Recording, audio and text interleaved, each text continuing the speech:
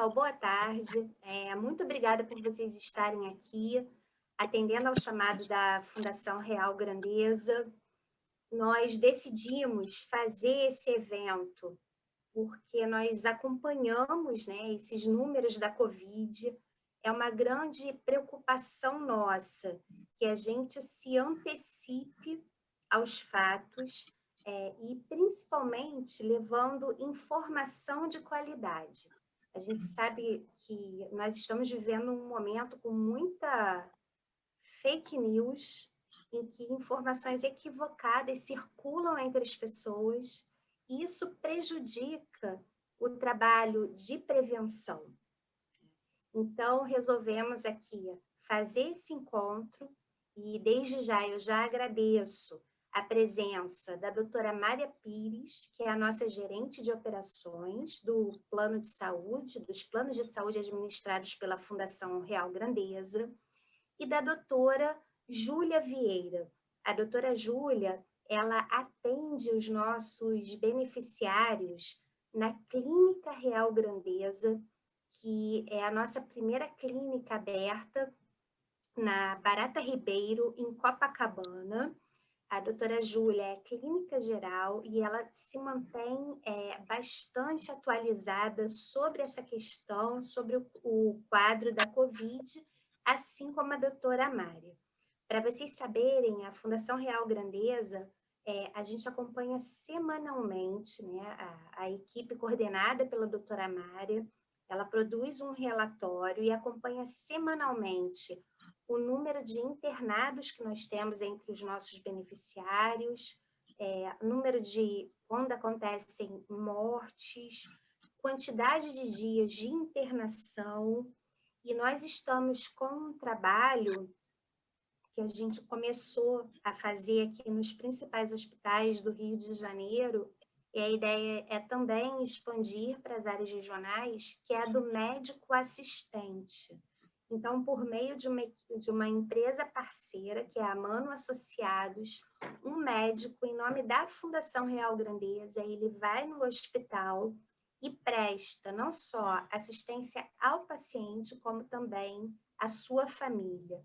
E esses médicos reportam para a Fundação Real Grandeza o desenrolar desses tratamentos. Então, tudo que a gente pode fazer para cercar de cuidados o nosso beneficiário está sendo feito. Lembrando a vocês que assim que a gente soube que a Covid, doutora Júlia, estava chegando aqui no Rio de Janeiro e no Brasil, nós tivemos o cuidado de liberar as vacinas, né, de acordo com a idade da pessoa, não só a vacina para pneumonia, como também para gripe. Então, nós estimulamos as pessoas que se vacinassem justamente para que elas pudessem passar por esse momento mais fortalecidas, com o que houvesse de oferta no mercado da saúde, né? Então, a nossa preocupação era fortalecer a saúde, a imunidade dos nossos beneficiários. E agora, a gente está percebendo muito claramente nos nossos números a volta do aumento do número de internações. Quer dizer, mesmo dentro da massa de beneficiários dos planos de saúde administrados pela Fundação Real Grandeza, a incidência da Covid está aumentando. Tá?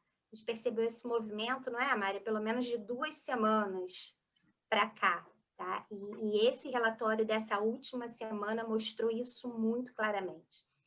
Então, obrigada. Queria lembrar a vocês que a gente tem uma plataforma que é a www.frgsaude.com.br. Quem ainda não tem cadastro lá, é muito fácil de criar, tá? E a gente disponibiliza enfermeiros e médicos 24 horas por dia, sem cobrança de coparticipação para esses atendimentos. Se vocês começarem a sentir qualquer tipo de sintoma suspeito, por favor, acionem esses médicos, acionem essa equipe. De novo, na nossa plataforma www.frgsaude.com.br. Vocês também podem acionar essa equipe pelo aplicativo FRG Linha de Cuidado. Então, você entra ali no aplicativo no celular e você pode ter acesso do seu celular à equipe de médicos e enfermeiros 24 horas por dia. Se você não quiser o atendimento escrito, você pode pedir na hora, olha, eu prefiro ser atendido por imagem, por vídeo. E você pode ver a imagem do profissional que está te atendendo. Tá? A clínica em si, linha de cuidado, é um espaço que a gente está mantendo free Covid. O que é isso?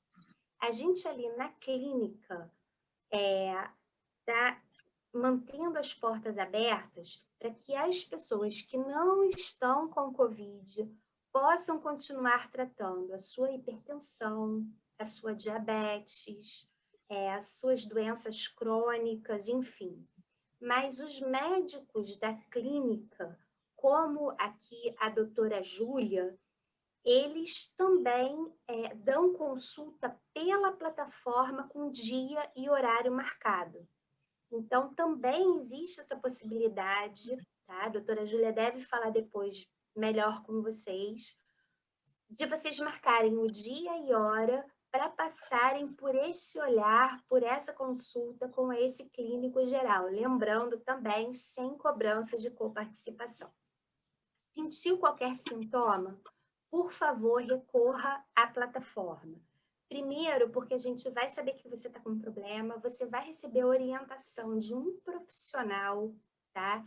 E não, assim, seguindo uma orientação que pode não ser correta, como a gente falou, dessas correntes de boatos e orientações desencontradas. Você passa a fazer parte de uma lista em que você vai ser monitorado pela nossa equipe, em que a gente vai ligar para você saber se você está bem. E se for o caso, dependendo dos sintomas que você apresentar, o médico da plataforma vai dizer para você, olha, vai buscar uma emergência de um hospital. E aí a ideia é a busca por um hospital realmente estruturado para a complexidade que essa doença tem. Tá? Aqui no Rio de Janeiro, por exemplo, nós temos alguns hospitais de referência, entre eles aqui na Zona Sul é o São Lucas, em Copacabana. Então, queria pedir para, por favor, vocês darem muita atenção a essa doença. Eu divido aqui com vocês uma questão familiar. Eu perdi o meu tio por Covid agora, há um pouco mais de um mês, depois de 20 dias de internação. Ele era jovem, ele tinha 56 anos, mas ele era diabético. Ele tinha uma diabetes muito, muito forte, a minha família toda tem. E depois de 21 dias lutando, ele perdeu a batalha para a Covid, tá? E deixou um filho de 9 anos de idade do segundo casamento, né?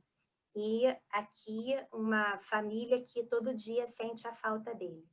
Então, por favor, deem atenção a essa doença, não é brincadeira, já tem vacinas que parecem que vão dar certo, mas elas não estão aqui ainda e até lá vamos buscar nos mantermos o mais cuidadosos possíveis, o mais cuidadoso, né? A gente tem que ser o mais cuidadoso possível no nosso dia a dia, e respeitar a gravidade dessa doença. Embora o tempo vá passando e pareça que ela é uma doença banal, de banal ela não tem nada, ela tem ceifado muitas vidas e ainda existe o risco de, se todo mundo ficar doente ao mesmo tempo, a gente não ter a disponibilidade de leitos ou de aparelhos o suficiente, né? Que é o que a gente fala, o medo é esse, é o pico, é essa onda, todo mundo doente ao mesmo tempo, para um único sistema que não foi preparado para isso. Então, cuidem-se e contem com a Fundação Real Grandeza. Usem nossa plataforma, usem nosso aplicativo e a gente está aqui com vocês para o que der e vier. tá bom? Muito obrigada. Doutora Júlia, obrigada. Doutora Mária, obrigada. Eu vou passar a palavra para a doutora Mária agora. Então, boa tarde a todos e a todas. O meu nome é Mária, como a Patrícia já disse, trabalho na Real Grandeza, sou médica, e a gente já teve a oportunidade de conversar no início da pandemia, trazendo notícias sobre essa terrível pandemia, com muitas surpresas, né? Muita apreensão e muitas novidades científicas, que esse momento agora está nos reservando. Então, eu queria, em primeiro lugar, demonstrar a minha total solidariedade em nome da Real Grandeza e de todos que estão aqui, com certeza, a todas aquelas pessoas que padecem, né, da perda de seus entes queridos, e muitos de nós têm amigos, familiares, e é raríssimo hoje no Brasil quem não tenha no convívio familiar ou de amigos alguma pessoa que tenha passado por essa doença e, infelizmente, tenha evoluído de modo grave e ido a óbito. A gente está aí falando de um cenário de 6 milhões de casos, com 169 mil, 170 mil mortes no país, infelizmente. E no mundo todo a gente está vendo a exuberância com que esse vírus tem se comportado, né, e ceifando vidas, como a Patrícia colocou. O nosso propósito hoje aqui é trazer para vocês os embasamentos técnicos, porque nesse cenário de muito sofrimento, muita notícia, muito imprevisto, a gente fica muitas vezes sem ter o discernimento. Então, o nosso papel aqui, como lá no início, em março, é trazer para vocês informações científicas embasadas, tá? Por isso a gente faz questão de que esse webinar tenha uma condução técnica. Estamos agregando agora com a participação da Júlia, que tem uma experiência assistencial, então ela vai trazer para a gente o dia a dia da rotina dos bastidores dos hospitais, de como isso está se comportando para quem está na linha de frente e é profissional de saúde, né? E a gente quer demonstrar para vocês que mais do que promover a assistência, facilitar o acesso de vocês ao tratamento, a gente está preocupado com a qualidade do cuidado. Qual é a qualidade do cuidado que vocês estão recebendo, se está adequado, através de vários canais, para que o acesso seja o mais rápido e eficaz possível. Então, eu vou fazer uma breve introdução, depois vou passar para a Júlia, ela vai discorrer sobre toda a questão clínica que envolve sintomas, medicamentos, exames, vacinas, e a gente se coloca à disposição de vocês para perguntas ao final, e vocês podem também fazer comentários pelo chat. Eu queria, mais uma vez, agradecer a presença de todos e dizer que a Real Grandeza tem hoje, na sua gerência de operações de saúde e na sua diretoria de seguridade, ela tem um sentimento que não é só empatia, né? Empatia é quando você se coloca no lugar do outro. Hoje a gente tem, de fato, um sentimento coletivo de compaixão, que é quando a gente busca aliviar a dor do outro. Então, vai aqui a nossa manifestação, mais uma vez, de solidariedade e total disponibilidade para ajudá-los no que precisarem. Eu queria só relembrar, né, que a gente tem aí já alguns meses dessa pandemia, que é um desafio muito importante para qualquer sistema de saúde, seja ele público ou privado, de qualquer plano de saúde. É um desafio você articular um maior número de internações, maior número de pacientes graves precisando de UTI, eventualmente pacientes que tinham cirurgias eletivas precisaram suspender seus procedimentos, alguns pacientes em tratamento quimioterápico. Então, é uma calibragem difícil, porque, além do Covid, a gente tem o nosso dia a dia, né, das demais patologias. Então, a gente precisa realmente ter todo o suporte de saúde. Eu vou passar agora para a Júlia e a gente segue, então, com essa linha de raciocínio, tá bom? Obrigada. Júlia. Obrigada, doutora Mária. Boa tarde a todos, a todas. Também ratifico a minha solidariedade a todo mundo que perdeu doentes, perdeu familiares, entes queridos. Estamos nessa batalha juntos. E o que eu posso falar é isso. Vai passar. Não está sendo fácil, mas juntos nós vamos conseguir atravessar esse momento. Eu sou formada pela Estácio, sou médica generalista, estou me especializando em clínica médica. Atualmente trabalho no Hospital Badim, na linha de frente, né, nas emergências, desde março, e atuo também na parte passando visita e acompanhando os pacientes internados, tá? Nos andares, são os pacientes que não estão sob os cuidados intensivos. Além disso, trabalho na Clínica Real Grandeza, em Copacabana, desde maio, também a gente fazendo atendimento presencial de clínica geral das outras doenças, bem como os teleatendimentos dos pacientes suspeitos ou com Covid confirmados. O que a gente tem de atualização? Tem umas perguntas, né, que estão aparecendo aqui, mas no final vamos responder, tá? O que nós temos de atualização nesse momento? A ANIA, que é o Instituto Nacional de Saúde, o órgão, né, responsável pela saúde nos Estados Unidos, lançou, baseado nos estudos mais recentes, um guideline no final de outubro, início de novembro, sobre o tratamento do COVID. E o que temos até o momento?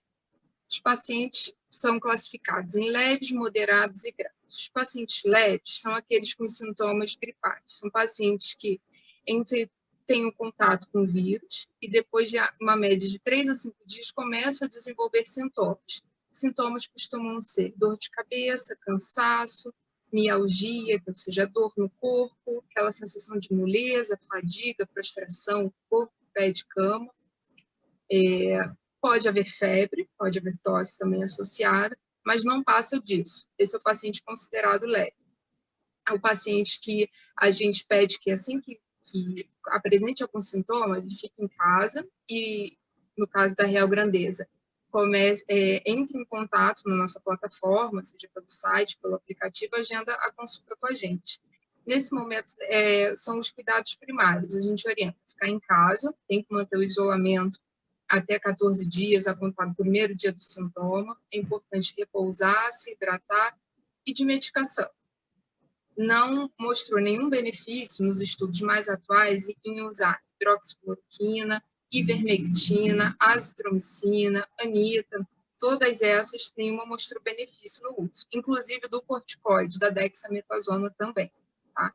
O tratamento nesses casos é, de fato, o repouso, a hidratação, uma alimentação saudável, rica em frutas, verduras, exposição ao sol aproximadamente 10 a 15 minutos por dia, para que os níveis de vitamina D se mantenham adequados, e a monitorização, ou seja, buscar o atendimento se você tiver alguma alteração desses sintomas. Se você começar a perceber que está piorando, ou uma febre persistente, ou seja, mais de 3 dias, ou uma febre que você tem que tomar dipirona a cada 6 horas, porque ela não baixa, ou começar a sensação da falta de ar, seja ela, isso é muito individual, tá? A falta de ar é uma percepção que varia de pessoa para pessoa, mas na dúvida, buscar o atendimento. Faz o teleatendimento com a gente, e aí a gente orienta, se for necessário, buscar o atendimento na emergência. Então, esse é o tratamento, é o suporte dos pacientes considerados leves, pacientes que só desenvolvem a chamada síndrome gripal causada pelo COVID.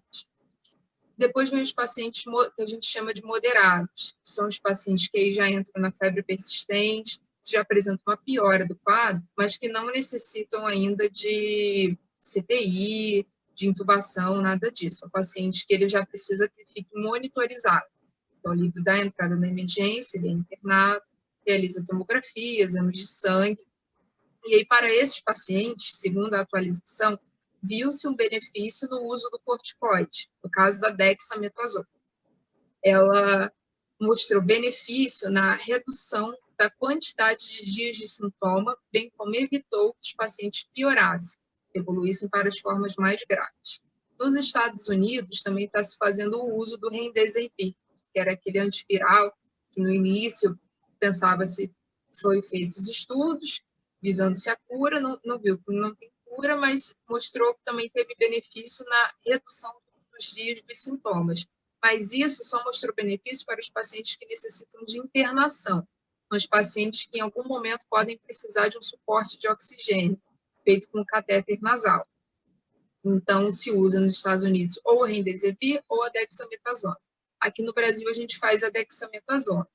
E, além disso, para esses pacientes internados, a gente começa o uso de antibióticos, porque devido a uma queda da imunidade e ao risco de uma infecção bacteriana associada. Então, para evitar a complicação de uma pneumonia pelas bactérias, né, que estão no meio, a gente inicia os antibióticos também, geralmente ceftriaxone em conjunto com a azitromicina, mas só para os pacientes internados. Não se viu benefício em fazer antibiótico para os pacientes que estão em casa, que não apresentaram sintomas mais graves.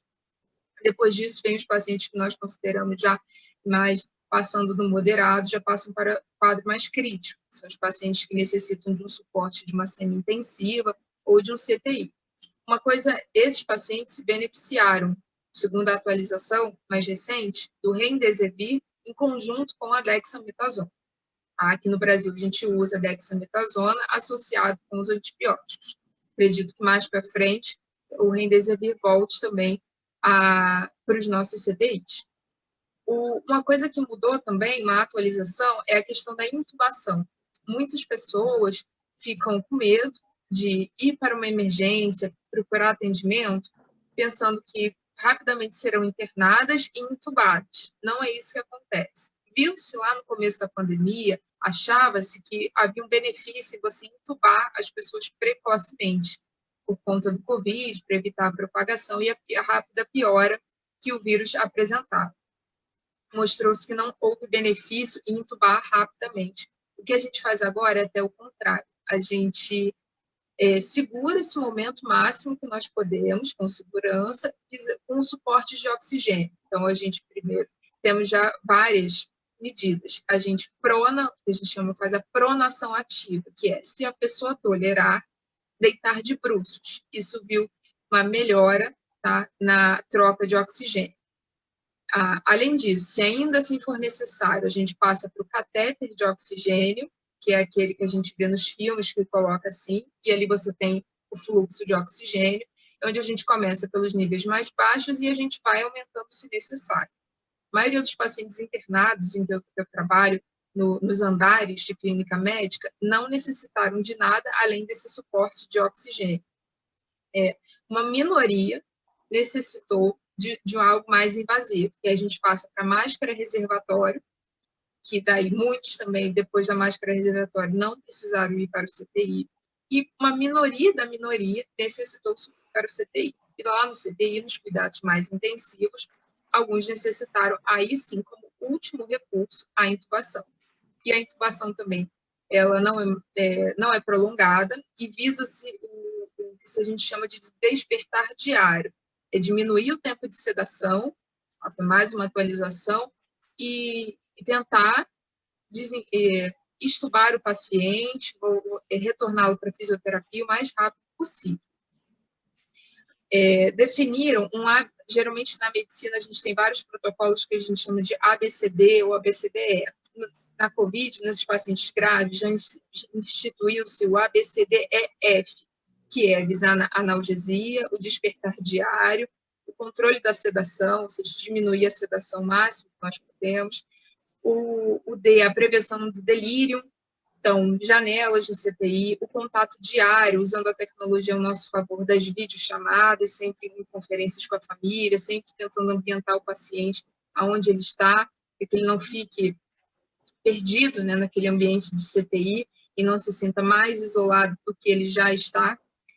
E, além disso, o E do exercício, colocar o paciente para, de fato, fazer fisioterapia, mostrou benefício, e o F é da família, trazer o suporte da família, que se mostrou benefício na recuperação também do paciente, bem como da família que está do outro lado, né, preocupado, vivendo a experiência de ter um ente querido, um amigo, um familiar internado.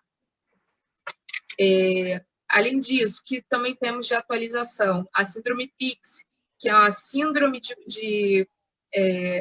dos cuidados intensivos pós-Covid. Isso viu-se principalmente nos pacientes que foram internados, mas também a gente vê em alguns casos de pessoas que não foram internadas, que após o Covid, ela ainda apresentar, durante alguns meses, já temos casos de 3, 4 meses, de pessoas que depois do Covid já passou, mas ela ainda apresenta, às vezes, uma dor no corpo, uma dor de cabeça, apresenta fadiga, apresenta perda de memória, viu-se que tem inclusive, doenças psiquiátricas também que você pode desenvolver pós-Covid, você pode desenvolver depressão, pode desenvolver ansiedade, transtornos de ansiedade, inclusive estresse pós-traumático por conta do Covid.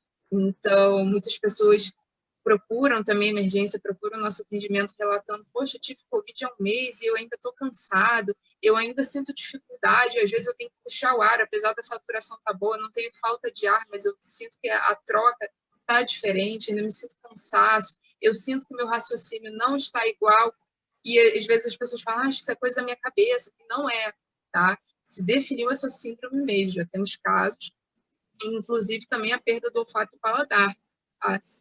A gente tem na nossa experiência clínica, nós vemos pacientes, inclusive colegas, também pessoas, né, no nosso meio que tiveram, vivem, às vezes 3, 4 meses depois, ainda apresentam uma perda, pode ser parcial, do olfato ou paladar ou até total. Tá? Nós não sabemos quando isso vai retornar, mas o que se viu é que o cuidado, você tem que gerenciar seus fatores, ou seja, dormir bem, se alimentar corretamente, evitar o estresse na medida do possível, se atualizar é importante, mas não buscar o tempo todo. Tem algumas pessoas, né, devido à facilidade do celular, querem olhar todo momento como é que está o número de casos, como é que está a evolução. Isso gera ansiedade, tá? Não traz benefício. Se atualize, é importante, mas não fique o tempo todo falando ou lendo sobre a pandemia. É importante, no momento que a gente está vivendo, você ainda buscar a sua saúde mental. Não é só a saúde física. A gente fala muito da prevenção, se expor ao sol, fazer suplementação, se estiver indicado, uma alimentação saudável, mas também a saúde mental, tá? Isso também reflete na nossa imunidade. Então, buscar hobbies, trabalhar, tirar tempo com a família, na medida do possível, sempre respeitando o distanciamento, continuar usando máscara, mas isso também traz benefícios, inclusive dessa síndrome PICS, tá? Temos de atualização também, perguntas sobre o plasma convalescente. Até o momento que temos, não se mostrou ainda nem benefício e nem nenhum malefício ou não funcionar. Então, até o momento não se está usando, precisamos de mais estudos. Outro componente a ser usado é pesquisas com células-tronco mesenquimais. Até o momento, não mostrou benefício. Tá? Ainda precisam de mais estudos também para definir se é ou não. Hidroxicloroquina, não houve benefício, tá? Nem a azitromicina, nem a ivermectina, nem a anita até o momento. Além disso, o que mais podemos falar para vocês? A questão das vacinas, né? As tão aguardadas vacinas. Já temos 4 das 11 vacinas testadas mundialmente na fase final de testes, onde a eficácia variou de 70% a 95%. Nós temos a Pfizer, que é uma que já tem parceria com o Brasil, e que se Anvisa liberar a notícia que em janeiro a vacina já teria início aqui no Brasil, para que no final de janeiro, início de fevereiro, até março, a gente já começasse a vacinar a população. Temos a de Oxford também, e uma boa notícia dessa vacina, que até há um tempo ia-se uma eficácia de 62%, mas viram que, revendo os estudos, eles viram que a dosagem num dos testes estava sendo em metade.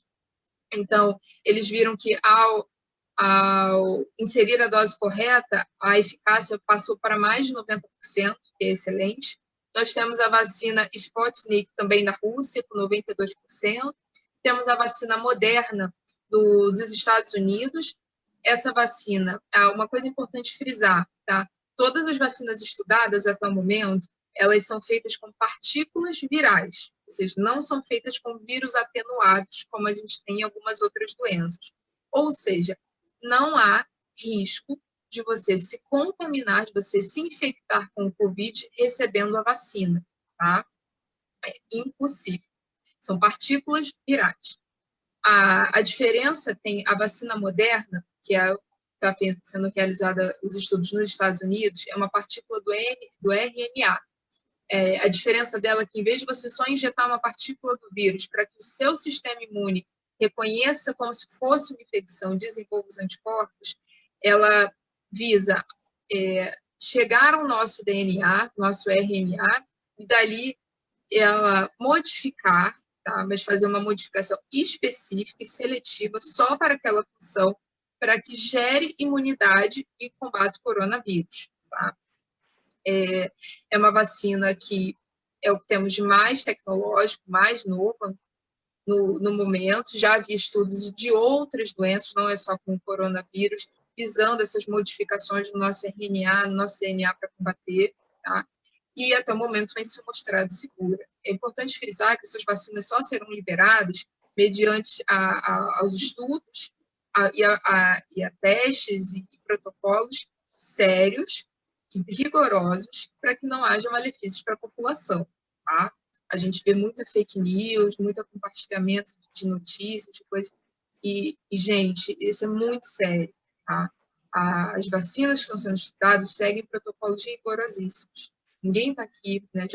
Todos estamos sofrendo com a pandemia, então é tudo muito sério. Os cientistas, os pesquisadores, todos os profissionais envolvidos estão visando o combate à pandemia. Então, a vacina, quando chegar, ela vai depois, só vai ser aprovada depois de um rigoroso protocolo, quando ela for segura para a população, e vão ser assim, vão ter indicações, vai ser tudo feito como sempre foi em relação às vacinas, com cuidado e visando os resultados positivos que a gente sempre vem apresentando ao longo do tempo com a chegada das vacinas. E temos muitas outras, vacinas indiana também, já tem a Covaxin, que está em andamento, Coronavac, que é a vacina chinesa, já está na fase 3 do teste, também está para chegar. Então, é uma boa notícia para nós. Uma outra coisa que essa semana, nessas 2 semanas, vem se falando é a questão da segunda onda. Em outros países já estão vivenciando a segunda onda, países que começaram mais cedo com os primeiros casos. No Brasil, ainda não podemos definir que estamos na segunda onda. O que se viu é que ainda não conseguimos reduzir suficientemente os casos da primeira onda em relação aos outros países para se dizer que saímos da primeira onda e entramos na segunda. Pode ser somente uma curva em ascensão ainda da primeira onda, tá? O que, se for o caso, é uma janela de oportunidade para as vacinas que estão para chegar. Mas, em todo caso, se for o caso também, pode ser sim a segunda onda, e o que é primordial que a gente se atente, mesmo quem teve Covid, mesmo quem não teve, continuar com os cuidados, continuar com a máscara, continuar mantendo o distanciamento, de preferência de 2 metros, da higienização das mãos também. Uma coisa importante também é falar, a questão da imunidade. O que a gente vê? Que existe o teste do PCR, que é aquele do cotonete, do swab, que a gente faz para detectar se ali já tem o vírus ou não. E em casos de dúvida ou em casos selecionados, a gente faz o teste sorológico para ver se tem os anticorpos no organismo. O que se viu até o momento? É uma doença nova, ainda estamos aprendendo com ela. Que esse anticorpo detectado, a gente ainda não sabe se de fato é o do Covid-19 ou se detecta anticorpos dos outros coronavírus, porque temos outros, não nenhum tenha causado essa pandemia global, mas temos outros que você pode ter tido contato, e daí fazer a chamada reação cruzada. E por quanto tempo esses anticorpos duram? Nós já temos casos confirmados de reinfecção, mas são casos raros. A gente não vê isso na nossa prática, no nosso dia a dia, isso ser algo comum, tá? São casos selecionados de pessoas que têm reinfecção. Mas por isso é que quando você tem o IgG, então eu estou liberado, não preciso mais usar máscara, não preciso mais me proteger. Não, porque existe esse risco sempre da reinfecção. Se você não usa, você pode ser simplesmente um carreador. Então, nesse momento, é importante a gente pensar não só na gente, mas também nos nossos familiares, tá? E por isso a importância de ainda, dentro do possível, mantermos o isolamento, não sair se não for necessário, não ir para lugares de multidão, evitar lugares fechados, e o principal é a higienização das mãos. Isso é o primordial, evitar levar a mão ao rosto, trocar a máscara, sempre estar higienizando também, sempre, de preferência, as pessoas ficam muito focadas no álcool gel, mas o melhor dos mundos, se você puder, é lavar as mãos com água e sabão, tá? Lavar durante 20 segundos, na internet vocês conseguem ver passo a passo, como você deve higienizar corretamente as suas mãos, o seu punho, a ponta dos dedos, as unhas, para que você faça a higienização correta. E se não tenho água e sabão disponível, não tem problema. Aí sim você usa o álcool gel. Mais uma informação que nós temos de atualização, a questão dos animais. Tá? Viu-se recentemente animais positivando para o Covid-19. Mas isso não é motivo de pânico, tá? E o que se viu? Que esses animais, apesar de estarem com o Covid, eles não mostraram um alto risco de infecção, de estar espalhando o Covid e causando a pandemia. Tá? O risco deles passarem a doença é baixo, mas eles podem desenvolver a doença. Então, a orientação é, caso você tenha sintoma, ou o seu animalzinho comece a desenvolver algum sintoma, manter também o distanciamento. Devo borrifar o meu animal, higienizá-lo com álcool gel, passar alguma substância higienizadora? Não, não deve fazer isso, tá? É só você manter o distanciamento. Sempre que você fazer carinho nele, ou cuidar dele, alimentar, trocar, né, o local das fezes, da urina, sempre higienizar as mãos, tá? Mesmo cuidado. E se o seu animal começar a desenvolver algum sintoma, você deve ligar para o veterinário. Se você estiver com Covid, não vá você, saia e leve seu animal. Se você estiver com Covid, também mantenha o distanciamento dele. E se ele estiver com sintoma, isole ele também, tá? Ele mantendo o distanciamento, se possível, e restrinja ele ao contato com outros animais, caso você tenha em casa, tá? De atualização era isso que eu tinha para falar para vocês. Agora a gente pode, doutora Mária, se quiser abrir para as perguntas, se quiser também abordar mais algum tema, estou aqui à disposição. Eu vou complementar só com algumas questões nossas, práticas do dia a dia, não dizendo respeito especificamente à assistência, mas que talvez esclareçam algumas dúvidas que possam se transformar em perguntas depois. Uma coisa que vocês vão perceber, quando a gente conversou lá atrás, em março, a gente tinha a orientação técnica, inclusive isso constava até do manual do Ministério da Saúde, da OMS, que era para não irmos à emergência no início dos sintomas, para não procurarmos atendimento no início, por conta da pressão que isso faria no sistema de saúde. Graças a Deus, todos aprendemos, né? Os médicos aprenderam a tratar melhor a Covid, né? Você percebe isso pela taxa decrescente de óbitos e muitas intervenções precoces, então pacientes que não se complicariam, estão muito mais orientados a ficar em casa, aqueles que ficariam mais graves têm um tempo de permanência hospitalar com um sucesso melhor. Então, eu acho que toda a classe médica e todos os profissionais de saúde aprenderam a lidar com o Covid, porque a gente já tem aí alguns meses dessa doença, e como eu sempre digo, a gente está vivendo a história natural da doença, a gente está escrevendo a doença junto. Ninguém diz para a gente como era, como se comportava e como tratava antigamente. Nós somos os personagens da história. O que a gente tem de referência mais próxima é a gripe espanhola, mas num outro contexto de sociedade. Então, vocês vão perceber que a Júlia muito pertinentemente falou sobre a questão da orientação médica precoce.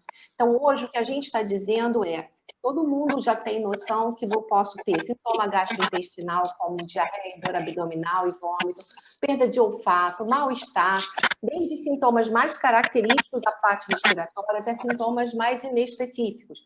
Mas hoje você tem a tecnologia a seu favor. Então, utilize isso, utilize o teleatendimento, a teleorientação, para que você não saia expondo, mas também não deixe de ter uma orientação médica. Isso é um ponto que eu ressalto aqui como de bastante mudança em relação às lives que foram feitas de março, por conta de todo o aprendizado que a gente teve, né, em relação à Covid. Então, alguns sinais são importantes, mas hoje a gente não espera o paciente estar grave, com dificuldade respiratória, próximo à intubação para procurar a emergência. Até porque várias questões são colocadas. Antigamente se intubava precocemente, agora não se intuba mais, você coloca o paciente pronado. Então, são conhecimentos que, infelizmente, porque a perda de vidas pode acontecer, eles dependem de vivência, de experiência. Né? Muitas vezes, o corticoide, que é a dexametasona, que todo mundo que conhece alguém que tem asma, já usou, ou uma alergia, ou alguma vez já ouviu falar dessa medicação, se mostrou de extremo valor, desde que na dose correta, no momento correto. Então, a gente tem aí meses de muita intensidade de informação. Mas eu queria particularmente chamar a atenção para que algumas características mudaram, isso é uma característica natural da evolução, pode ser que daqui a alguns meses a gente venha a falar já das vacinas aplicadas e de talvez consequências ou do quanto imunizou ou não, e você vai perceber a evolução. Então, é natural que conceitos passados no início sejam adaptados, flexibilizados e sejam atualizados. Então, a atualização que a Júlia nos trouxe é muito importante. Eu queria chamar a atenção aqui para os casos dos pacientes que se encontram em situações consideradas de risco, né? Critérios de elegibilidade, como, por exemplo, a partir de determinada faixa etária, a partir de 60 anos e, sobretudo, a partir de 80 anos, os idosos mais frágeis são mais vulneráveis, sem dúvida, mas a gente também viu casos de pacientes jovens, pessoas jovens, que, infelizmente, evoluíram para óbito por Covid. Um dos fatores associados ao jovem que mais aumenta o risco é a obesidade.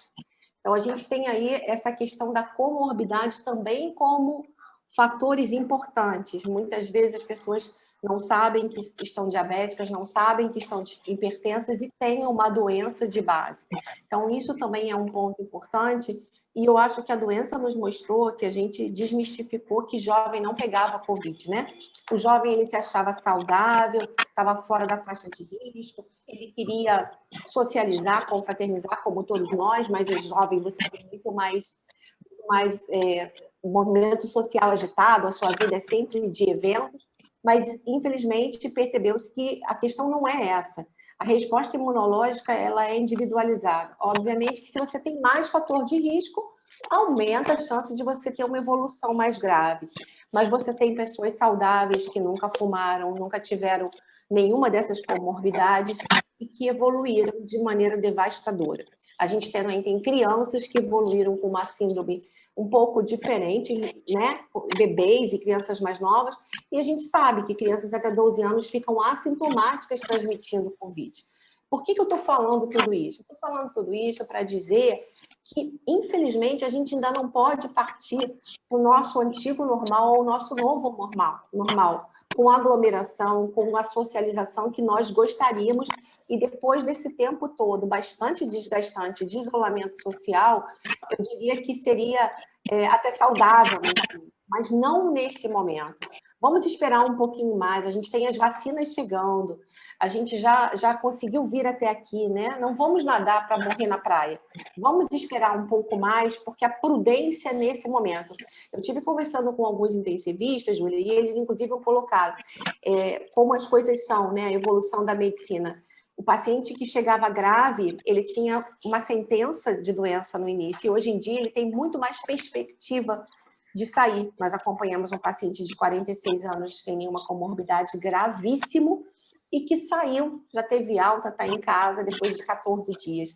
Isso são muitas vitórias, né? Eu acredito que a Júlia também, mas nós como médicas ficamos muito felizes por ver que a técnica, a ciência, ela ilumina os nossos dias, ela nos dá o alento. Então, é isso que vai acontecer com as vacinas. Temos todas as vacinas? Não, não temos. Não tem uma vacina que seja bala de prata. As vacinas estão todas sendo previstas com 2 doses, porque uma dose não será suficiente. Algumas são mais caras, custam 37, 40 dólares, outras custam 3 dólares. Algumas precisam ser guardadas na cadeia de frio até menos 70 graus. Isso é uma dificuldade, porque imagina colocar isso no interior de um país continental como o nosso, ou no interior de países, de continentes como a África. Isso vai tornando mais difícil, mas também vai nos mostrando que a solução ela não é unifatorial.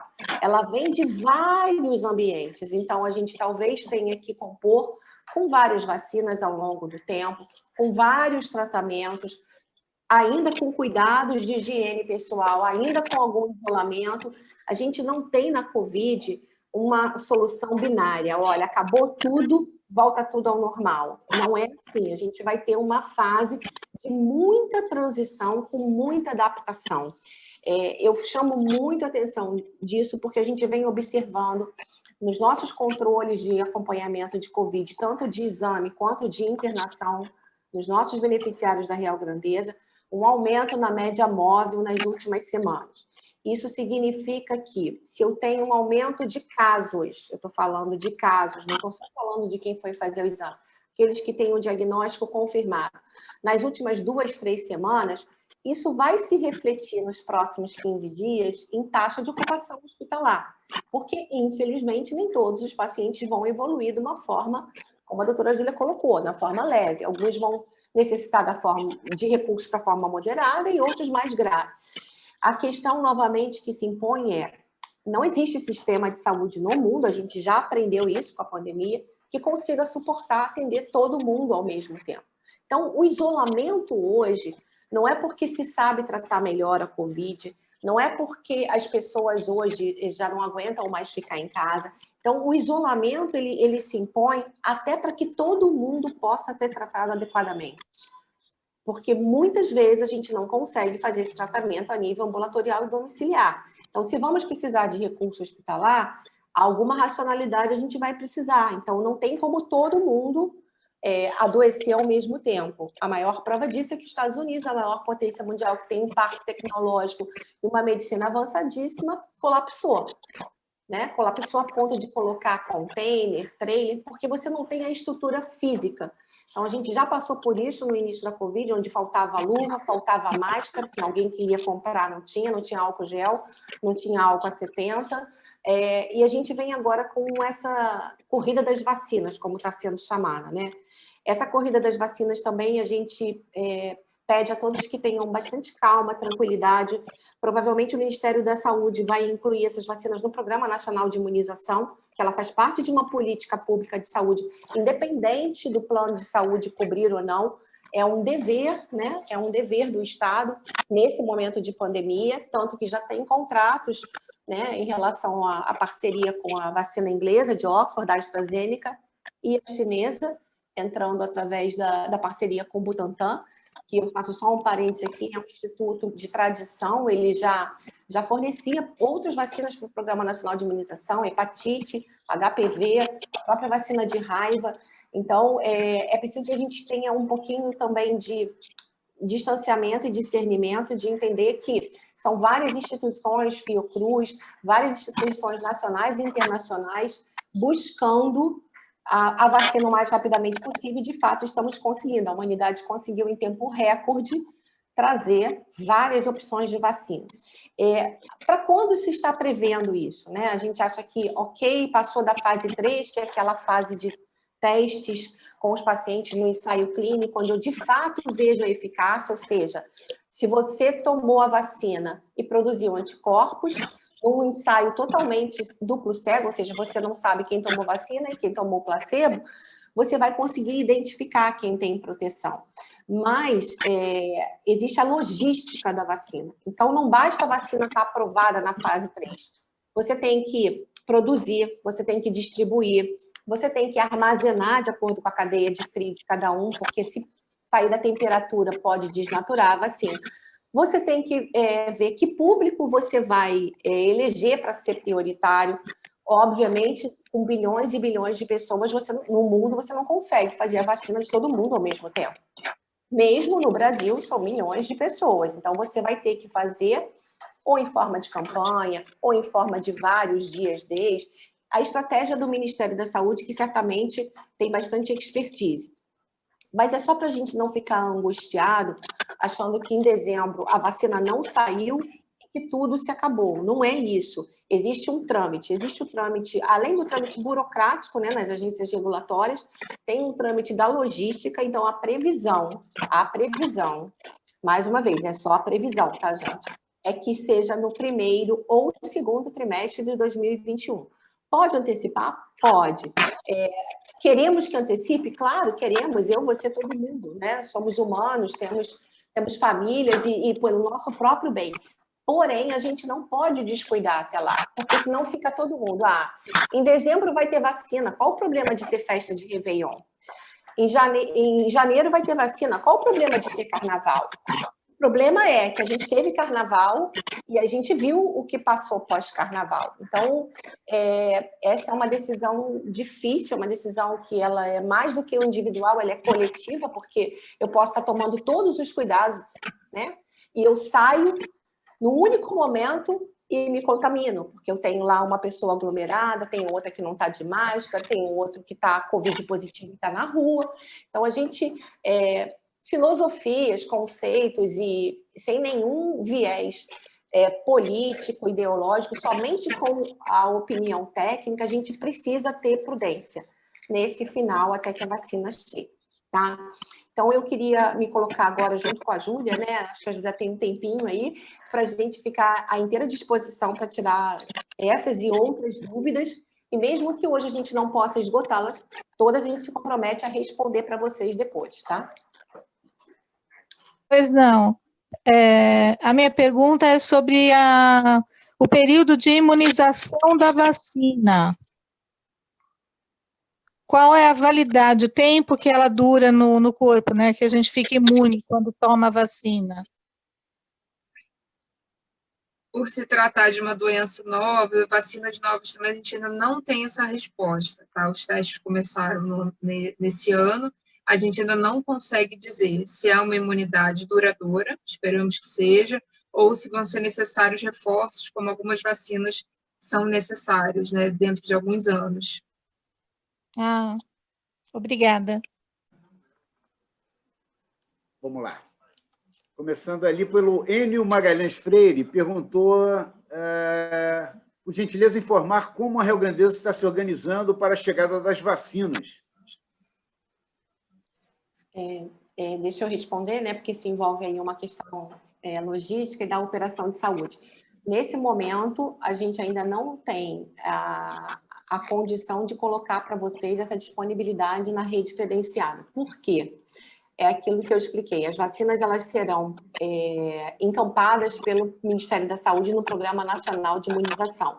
Obviamente que os fabricantes, como qualquer vacina que existe, ele vende para o Ministério da Saúde e vende na iniciativa privada. A questão não é a Riograndense querer disponibilizar, é o que vai estar disponível. Por exemplo, há países em que os fabricantes já se comprometeram a que todo o quantitativo da produção de vacinas, por um período, milhões e milhões de doses, sejam destinadas para o uso público. Então, o Estado vai pegar essas vacinas e redistribuir. Ainda não sabemos aqui, o Ministério da Saúde ainda está fechando esse planejamento para distribuição, mas assim que a gente tiver mais notícias no sentido de atualização, a gente vai dizer para vocês, olha, já está permitida a vacina, o Ministério da Saúde vai oferecer e a gente vai oferecer porque a rede credenciada de vacinas vai conseguir adquirir. Não sabemos se nesse primeiro momento, quando as vacinas forem liberadas para aplicação pelo Ministério da Saúde, se haverá vacina disponibilizada na rede privada. Acreditamos que sim, mas ainda não sabemos. Entendo as vacinas, a gente vai informar-los. Ok, obrigado. Agora, o Paulo Augusto Gonçalves pergunta como a Riograndense está estruturando a realização dos testes de Covid-19 para os seus beneficiários. A Riograndense, ela tem duas medidas. A primeira medida foi desde o iníciozinho da pandemia, quando o teste RT-PCR, né, que é esse que a Júlia colocou, que é feito através do SWAB, que é o cotonete nasal, ele identifica o vírus, tá?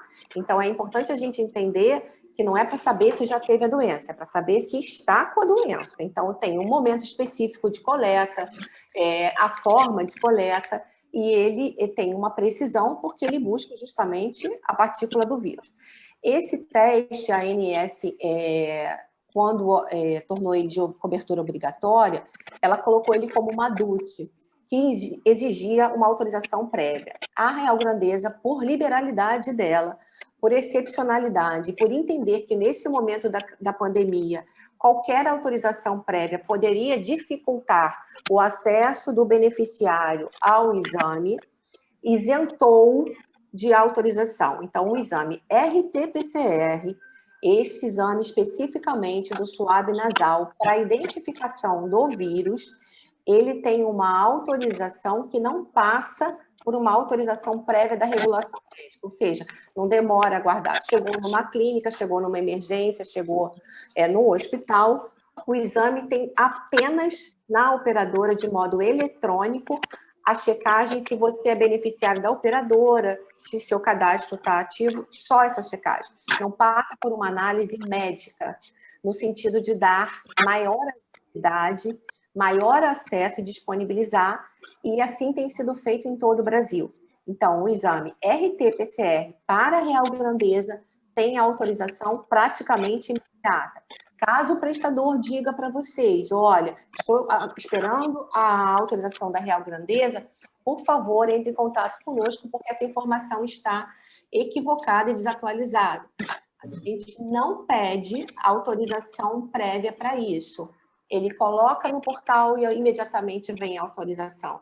Isso significa que a demora não é de 1 hora, nem 2 horas, nem 3 horas, nem 4 horas, nem 1 dia, nem 5 dias.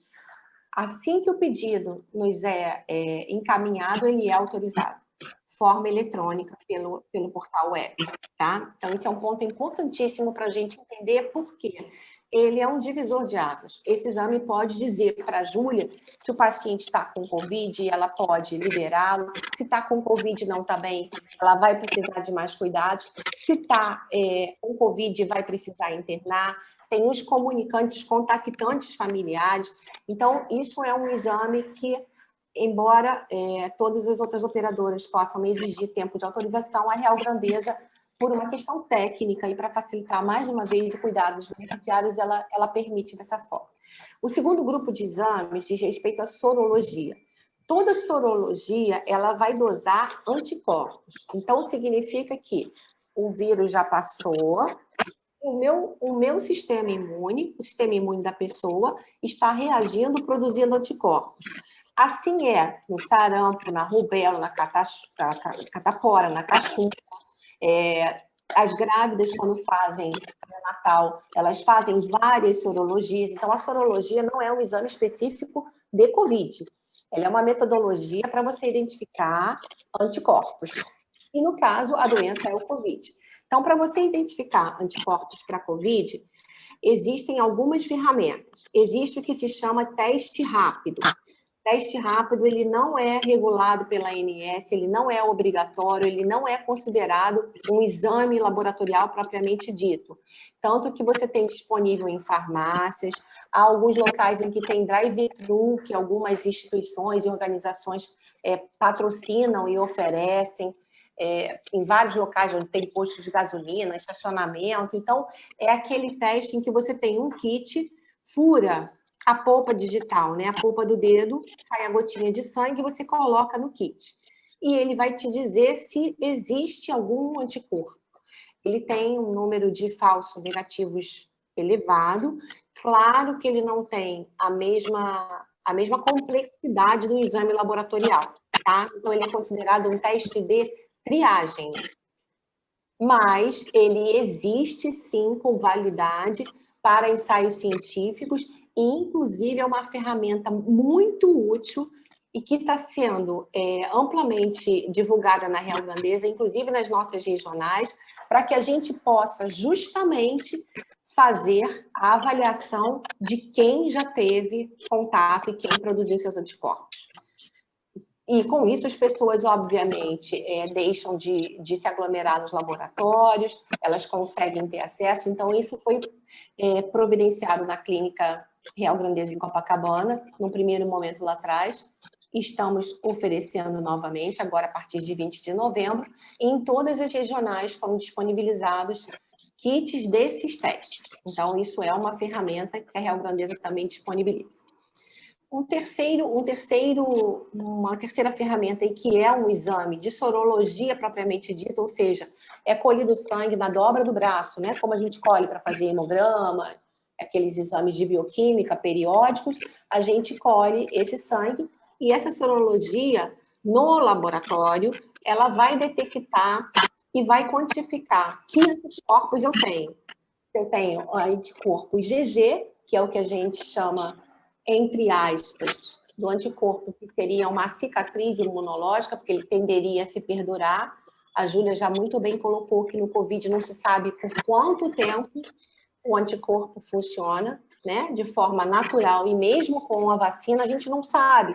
Não sabe não é que a gente não busca informação e que a comunidade científica não trabalha isso. Não sabe porque a gente não consegue antecipar o futuro. Não sabe quanto tempo vai ser necessário. A vacina de gripe, por exemplo, é uma vez por ano. Então, há vacinas que você não precisa tomar mais, tomar uma dose. E há doenças que você tem uma vez e pode ter de novo. Então, não se sabe de fato, não tem dado científico para isso. Só na medida em que as vacinas ocorrem é que a gente vai poder dizer quanto tempo essa imunidade. Especula-se que dure meses, mas é possível que ela seja uma imunidade de duração mais curta, como é, por exemplo, o vírus HN1. Então, isso é só para a gente ter em mente. Também, mais uma vez voltando à minha fala, a vacina não é, principalmente, a bala de prata de toda a população mundial. Lembrando que o Covid vem pelo aeroporto, vem pelo carro, vem pelo trem, ele vem de todo mundo que circula. Então, é muito mais do que a gente só conseguir se isolar aqui e se vacinar. Em relação à sorologia, esse exame ele é feito em determinada fase, ou seja, não adianta você fazer na fase aguda da doença. Não adianta você fazer naquele momento em que você está doente há 2, 3 dias. O seu organismo ainda não produziu anticorpos. É preciso que haja um tempo para isso. Então, eles normalmente são colhidos mais tardiamente. Após o 10º dia, alguns especulam até 14º. Na verdade, não adianta você colher a sorologia no primeiro dia de doença ou de contato ou de suspeita de doença. Não vai ser positiva, ela vai ser um falso negativo e você provavelmente vai ter que colher de novo. Essa sorologia, a ANS regulou após liminar cassada, algumas questões judiciais aí que envolveram a ANS em relação ao Covid. Em agosto, ela lançou a DUT definitiva, que ainda está vigente até o momento, que é a cobertura para sorologia IgG, ou anticorpos totais. Então, vai dosar ou a IgG ou todos os anticorpos juntos, sem especificar se são IgM, IgA, IgE, eles se agrupam. Essa sorologia ela tem uma DUT muito mais severa do que a anterior. É uma DUT que... A DUT significa diretriz de utilização, então são os critérios de elegibilidade, em que o plano de saúde é obrigado a cobrir ou não, eles são mais severos, de modo que também não há como todo mundo fazer sorologia o tempo todo. O que a ANS quis com essa iniciativa? Eu não posso ir para a balada, aí uma semana, 10 dias depois eu faço a sorologia. Ah, que ótimo! Não tenho anticorpos. Ah, vou ficar em casa. Então, que ótimo, já tenho. Vou para a balada de novo. Então, a sorologia, ela não é um mecanismo regulatório dessa política que a gente considera como medidas de higiene, distanciamento social. A sorologia, ela é um exame. Então, ela tem as suas indicações. E a Real Grandeza também disponibiliza, lembrando aqui que toda sorologia ela é eletiva. Não existe a menor possibilidade de ninguém fazer uma sorologia de emergência. Eu vou na emergência agora para fazer uma sorologia. Não é. A sorologia nunca é um exame de emergência. Não existe essa possibilidade técnica. Então, ela precisa de autorização e ela tem um tempo para autorização. Então, o IRT-PCR, ele pode ser feito de imediato. A sorologia é um exame eletivo que tem que ser agendado, que tem que ser autorizado, que tem que ser programado. Não sei se respondi as perguntas, mas acredito que muitas pessoas tenham dúvidas em relação a essa dinâmica da forma de autorização.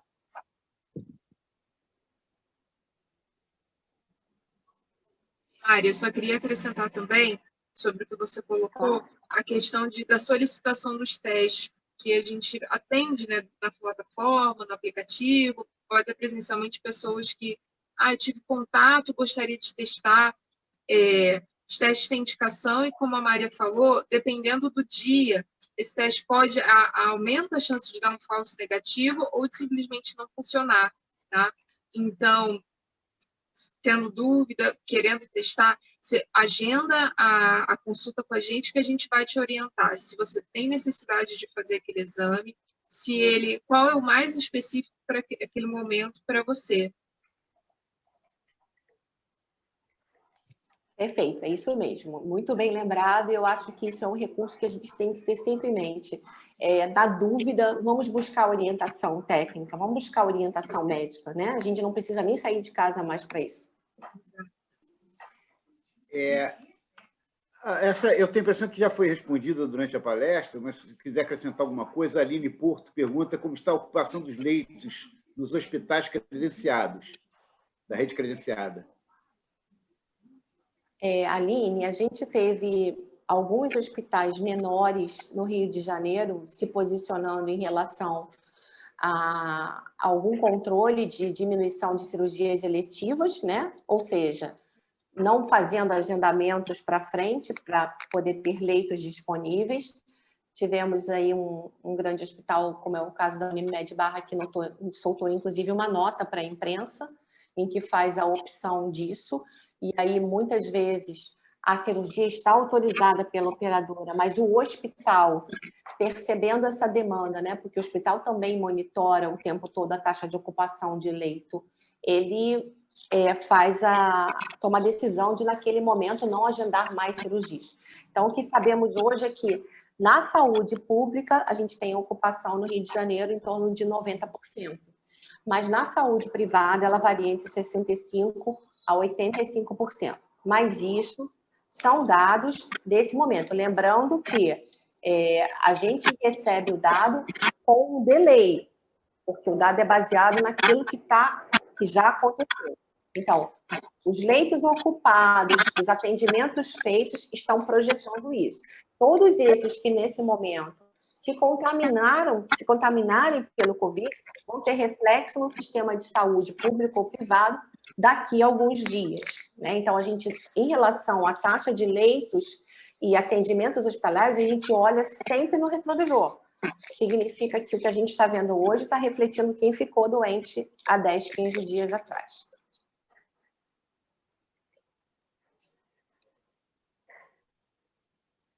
Ainda não tem... Então, desculpa, Luciano, só para acrescentar, okay. Que pode tirar dúvida, a ANS ainda não soltou nenhuma nota divulgando se está autorizada o cancelamento e suspensão das cirurgias eletivas, como ela fez no início da pandemia. Ela ainda não fez essa comunicação. E todas as entidades de plano de saúde e entidades médicas também estão buscando esse tipo de discussão para saber, olha, está no momento de todo mundo se unir e dizer não vamos fazer mais cirurgia eletiva? Não, então, nesse momento, não há nada oficial. A gente tem alguns hospitais já se posicionando que estão com a capacidade esgotada.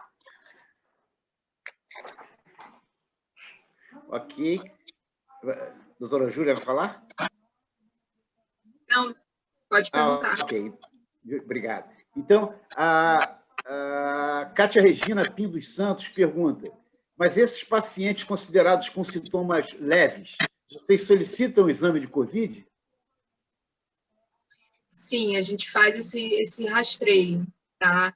O que geralmente acontece, a pessoa começa a apresentar dor de cabeça, dor no corpo, coriza, dor de garganta. Algum desses sintomas a gente orienta a marcar o agendamento online, pelo aplicativo ou pela plataforma, vai ser atendido pela gente, a gente faz esse rastreio dos sintomas, e em caso de suspeita, nós enviamos online também, o pedido do PCR, e, se necessário, caso a pessoa trabalhe fora, o atestado e a orientação de permanecer em casa para completar os 14 dias em casa como prevenção. A gente faz o pedido do exame, sim. Ainda dentro desse assunto, o Paulo Augusto Gonçalves complementa com o seguinte, qual a prevenção para o paciente não passar do caso leve para moderado e de moderado para grave? Certo. Depende, uma doença nova, estamos aprendendo com ela, o que a gente vê assim, é uma resposta muito individual da imunidade de cada pessoa, mas algumas coisas já é sabido. Repouso, tá? Todos os sintomas de descansar de verdade, o corpo ele pede, de fato, repouso, hidratação adequada, isso faz diferença, alimentação saudável, exposição ao sol de 10 a 15 minutos ao dia, tá? Isso tem comprovação dos benefícios, não de suplementação, não precisa, caso você não tenha já previamente vitamina D baixa, não precisa suplementar oral, mas A exposição ao sol por 10 a 15 minutos por dia ajuda também para evitar estresse, e é isso que temos no momento, tá? Dieta, uma boa dieta, repouso, hidratação. E monitorização.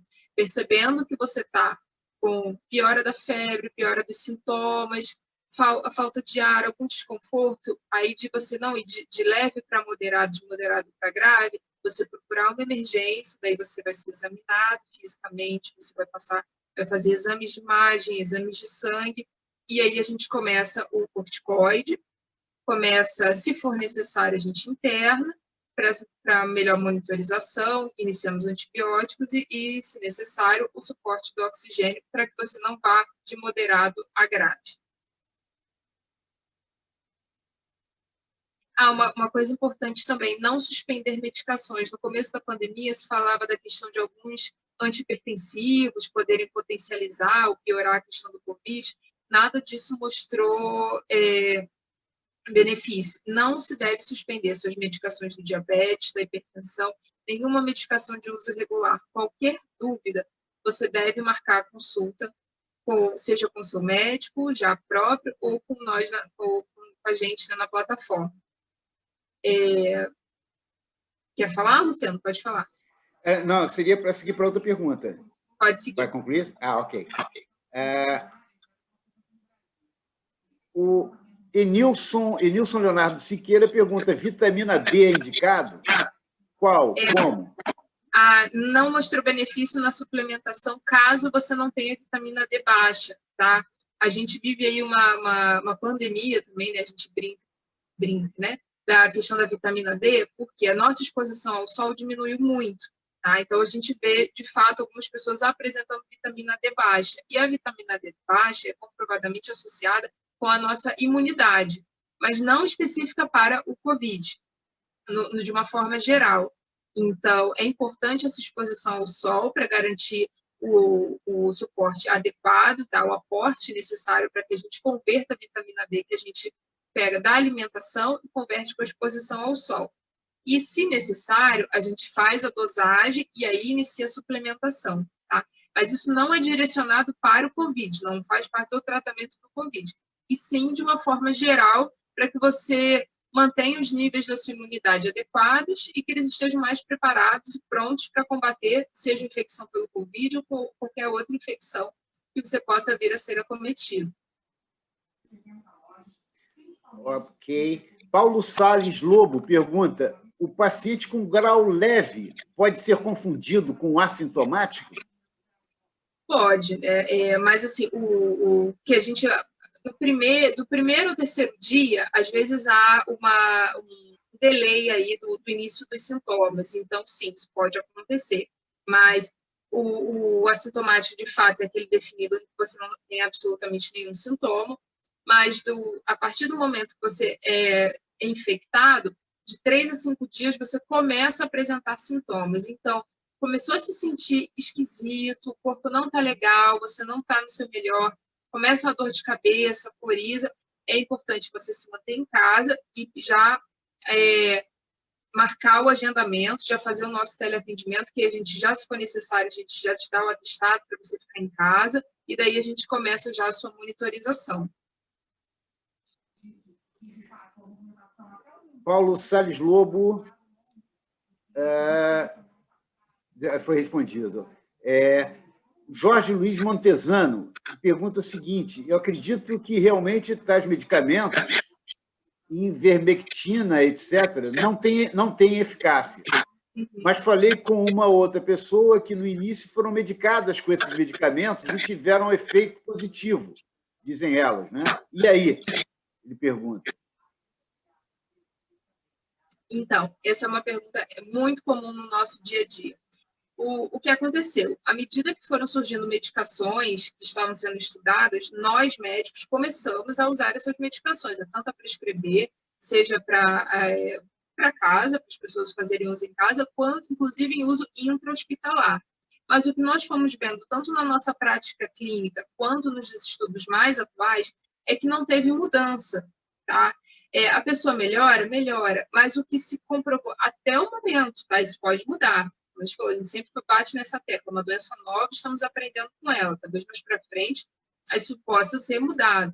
Os estudos mostrem outros resultados, mas o que temos de concreto até o momento é, não houve diferença. O vírus, o que acontece? Você se infecta, ele entra no seu corpo, ele se multiplica, e ele vai retroceder e ele morre sozinho. Tá? Você não precisa tomar nada até o momento para matá-lo, ele vai morrer sozinho.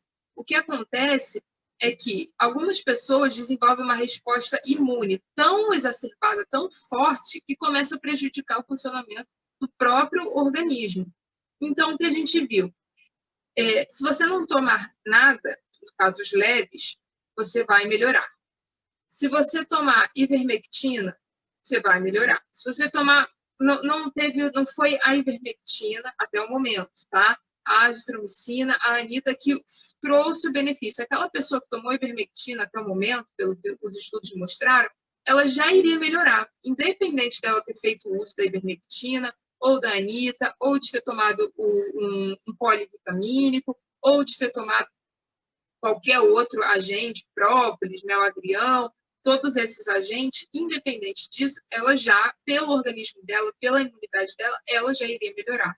E também eu vi isso na minha prática clínica, dos pacientes internados. Sempre surgiu uma nova medicação que estava sendo estudada, que estava, né, com potencial de melhora, a gente prescreveu. Nós prescrevemos ivermectina, nós prescrevemos Anitta, nós prescrevemos a hidroxicloroquina para os pacientes e a gente não viu benefício. A gente viu que, independente dele ter usado, os pacientes que já iriam melhorar, melhoraram, e os pacientes que, infelizmente, evoluíram mal, precisaram de mais tempo de internação, precisaram ir para o CTI e até mesmo, infelizmente, que vieram a óbito, foi o curso natural da doença. O fato de ter usado ivermectina, Anitta, hidroxicloroquina, não mostrou alteração. Tá? Foi a evolução natural da doença. Cada um tem uma resposta. Júlia, é importante também a gente esclarecer que os testes que são feitos in vitro, ou seja, no laboratório, que não está no ser humano, eles não têm a mesma resposta necessariamente em vivo. Então, foram testados vários antiomíticos, antivirais. A comunidade científica foi testando tudo que tinha no seu arsenal farmacológico. Exato. O resultado em laboratório, muitas vezes, não se repete na clínica. Por quê? Exato. Porque tem uma complexidade do organismo humano, porque tem a reação imunológica, porque dependendo do seu grau de estresse, você reage mais ou menos. Então, muitos desses estudos com medicamentos, eu diria que sem medo de errar, quase todos responderam bem in vitro e não se replicaram no ser humano. Então, vocês vão ver, respondeu 94%, 95%, 98% in vitro. Ok, in vitro significa lá na placa de Petri do laboratório. Não é no organismo humano. A gente não teve, até o momento, infelizmente, adoraríamos estar aqui dizendo, acredito que como todos nós, humanos, que temos um antiviral. Ainda não temos. Lembrando aí na história recente da humanidade, para a AIDS, a gente levou muito tempo até conseguir o antiviral, né? E é um coquetel, então a coisa é complexa. Vírus são organismos insignificantes do ponto de vista de tamanho, mas que causam muito tumulto no nosso corpo humano. Então a gente tem que entender que ainda não tem um antiviral específico para a Covid. É possível que tenha? Claro, que está tendo um investimento maciço, não só de cérebros, como de verbas, para que isso seja permitido, porque a gente já sabe que a vacina não é a solução, porque esse vírus pode vir novas ondas na humanidade nas próximas décadas, e porque a imunidade de rebanho, que é no mínimo 70%, demora. A gente tem bilhões e bilhões de pessoas. Só no Brasil já é uma imunidade de rebanho inatingível por si só, porque até que ela atinja 70% da população contaminada, ela já alastrou e já disseminou a morte. Então, a imunidade de rebanho em países menores da Europa já não se provou efetiva. Então, só para deixar claro que a gente não está aqui falando que nada é excludente, nada é definitivo. Como eu bem coloquei no início, aquilo que a gente falou no início de março já se modificou, porque a gente aprende a tratar melhor, e é isso que a gente busca. Então, entendam o que a gente está falando hoje como atualização até o momento. Pode ser que alguma descoberta científica amanhã nos traga novos alentos. Sem dúvida alguma, o cenário hoje ele é muito melhor do que quando começou a pandemia. Os médicos têm muito mais segurança, tratam com muito mais propriedade, conseguem identificar precocemente muitas coisas. Se alguém tivesse que escolher ter coronavírus, ninguém ia escolher ter coronavírus no início da pandemia, quando ninguém sabe de nada. Mas a vida não é assim. A gente só está explicando essa questão de medicamento porque algumas pessoas tomam por questões pessoais, filosóficas, e aí, claro, isso cabe a cada um, é a autonomia de cada um. O que a gente está colocando é que, como protocolo técnico, como medida de tratamento, como validação da comunidade científica, ainda não temos essa resposta. Não se provaram eficazes, tá? Até o momento. Mária, né? Aproveitando ainda esse momento você falando, da questão de tomar medicação. Nós sempre visamos a segurança do paciente. Os médicos não querem prescrever? Não é isso, a gente prescreve, tá? Mas a gente sempre tem que prescrever com segurança. E o que a gente tem de mais segurança? São os nossos estudos. Comprovando-se mais para frente que há benefício nessas medicações que já foram citadas ou em outras, nós prescreveremos. Mas a gente não recomenda o uso não tem estudo, nenhum médico prescreve, mas você vai e toma.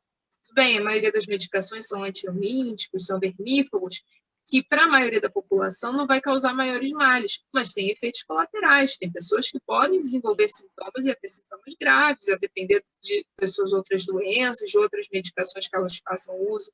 Então, a gente não recomenda, tá? O uso indiscriminado ou sem prescrição médica dessas medicações.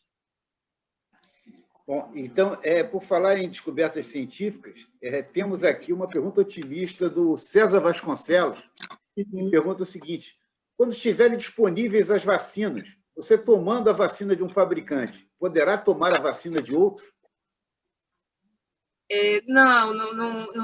Não será necessário, tá? A partir do momento em que a vacina esteja em circulação, no calendário, seja no público, seja no privado, basta a dosagem correta, mas de um único fabricante, tá? Não se mostrou nenhum benefício de você tomar várias vacinas, né, de fabricantes diferentes, tá? O efeito, e elas só vão entrar em circulação quando o efeito delas... não aumentaria a sua imunidade. Isso, não. Ainda dentro do campo de vacinas, temos aqui agora a pergunta da Maria Elisa Ramacher. A Pfizer também é RNA mensageiro?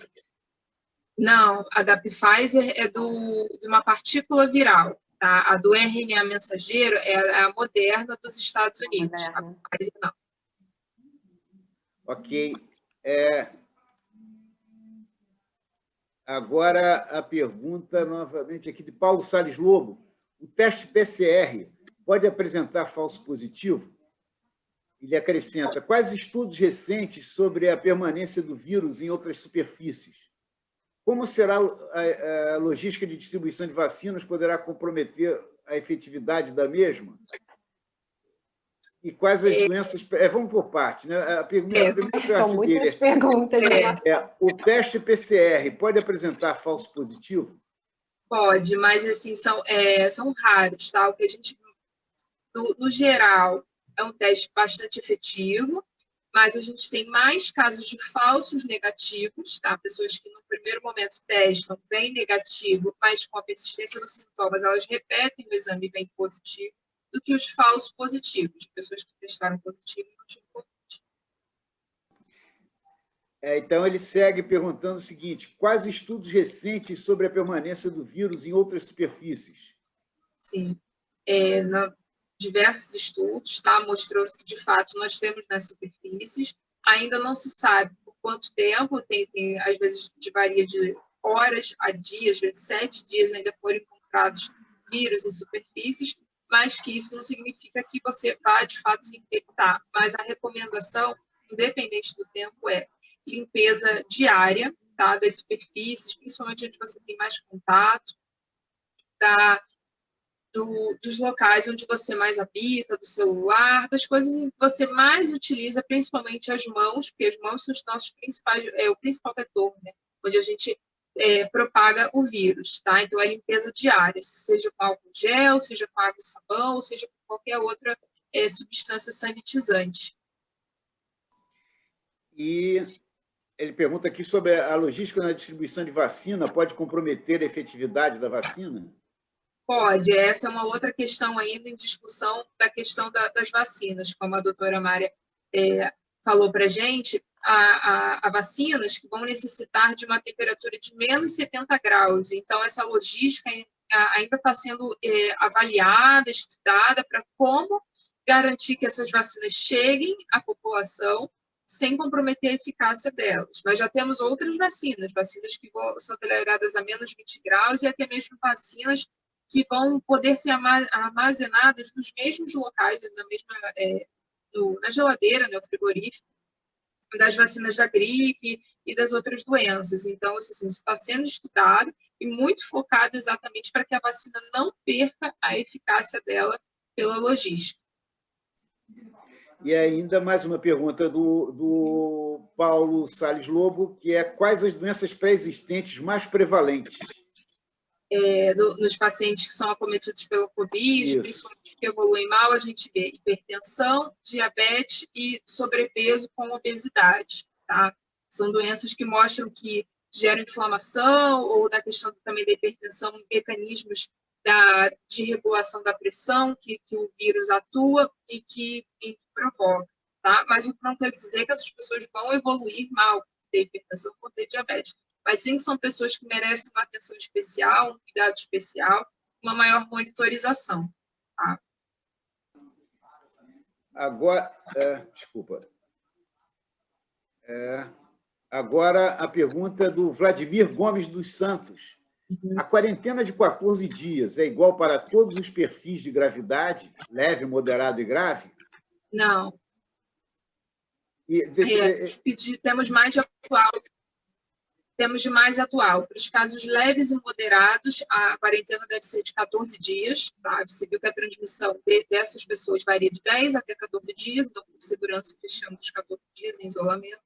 E para os pacientes que evoluíram de forma grave, com internação em CTI, é indicado o isolamento por 21 dias, porque essas pessoas poderiam estar transmitindo até o 21º dia, mas só nos casos graves. Para a demais população, 14 dias. Ainda pergunta do Vladimir também. Qual garantia científica podemos ter de que uma pessoa que teve Covid não está mais contaminando outras pessoas? A garantia, né, é sempre uma palavra difícil no que tange à ciência, medicina, mas o que a gente tem é exatamente essa questão. 14 dias, tá? Nós temos os testes, mas não são indicados, tá? Já fizeram estudos também em cima disso, seria indicado depois de 14 dias você ficar repetindo os testes, não mostrou benefício, tá? O benefício de se repetir testes são para casos isolados, pessoas com imunossupressão, pessoas com casos muito bem definidos. Então, no geral, o que sabemos depois de 14 dias, a população como um todo não transmite mais, e para os pacientes que ficaram graves, internados, 21 dias.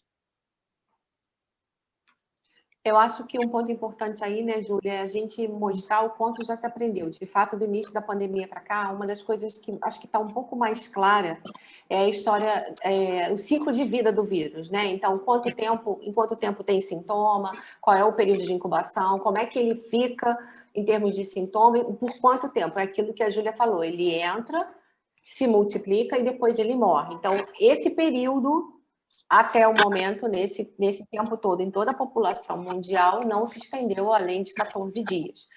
Há pessoas que evoluem de forma mais arrastada, sim, são esses casos que ela está colocando, mas nada mostra que depois de 14 dias, ou seja, 3 meses depois, 60 dias depois, você ainda tem o vírus, porque o ciclo de vida do vírus, ele é um ciclo mais limitado, né, por definição. Certo, mas ele não transmite, mas ele pode portar assim como um pacote, alguma coisa, um pacote de compras. Pode Não, cortar alguma coisa. Não, se ele já fez o ciclo da doença e encerrou, não tem como, se ele não tem mais o vírus circulando. O que a gente não sabe, e que há casos raros no mundo, 26 casos em milhões de pessoas, é de reinfecção. Mas isso não está provado ainda que aconteça e não se sabe quando. Então, mais uma vez, a gente está falando aí do que se sabe até o momento da história da doença, né? Ok. Agora a pergunta do Geraldo Ismânio. Vocês podem dar o número de pessoas dos nossos planos com Covid? Mas dos nossos planos, ele está falando em relação aqui. Saúde, não é certo? Quantas pessoas da Rio Grandeza, mais ou menos, pegaram um percentual de pessoas que tiveram Covid, dos beneficiários? Da nossa carteira da Rio Grandeza? Toda, do tipo de patrocinador, eu não estou entendendo exatamente. Imagino que sim. Imagino que sim. A pergunta deixa eu ler aqui novamente. Vocês podem dar os números de pessoas dos nossos planos com Covid? Pode, a gente pode dar mostrar alguns dados, como citar alguns dados de relatório. Não sei se acrescentaria muito, porque tem toda uma distribuição diferente, né? No Rio de Janeiro, a gente tem maior concentração da carteira, né, da nossa massa de beneficiários. Os nossos beneficiários têm 55% no Rio de Janeiro e o restante no Brasil. Então, obviamente, a gente vai ter um número de casos no Rio de Janeiro maior do que os outros locais, mas a gente posso mandar para ele sem problema. Eu encaminho até se ele quiser por estado, sem problema nenhum. Ok. De cabeça agora, realmente, eu não sei. Eu posso levantar os indicadores. A gente tem esse dado aqui, mas eu teria que buscar. Deixa eu abrir o relatório aqui, você continua e eu já vou falando. Ok. Agora a pergunta da Mônica Miloni. Quem teve Covid tem imunidade, deve tomar a vacina? Ainda vai ser definido, tá, quais serão as populações prioritárias, mas isso vai ser independente de já ter tido Covid ou não, tá? Definindo-se acredito, né, como a vacina da gripe, a gente tem como espelho, vão se definir os grupos de risco, profissionais de saúde, pessoas com imunidade baixa, com doenças, né, que causam isso, idosos, independente de ter Covid ou não, deverão fazer a vacina, tá? A gente ainda não sabe se depois isso vai ser aberto para todo o público. Acreditamos que sim, mas independente, a vacina está indicada. Luciano, deixa eu mostrar aqui, deixa eu falar então dos dados. A média móvel nos últimos 7 dias, e aí a média móvel é em relação ao número de casos ou ao número de óbitos, tá? Então, a média móvel do número de casos, que mostrou a ascensão da Covid, ela vem do dia 12 de novembro para cá, ela pulou de 0,29 para 1,57. Isso dá um aumento bastante elevado em termos percentuais de casos, tá? Tivemos até o momento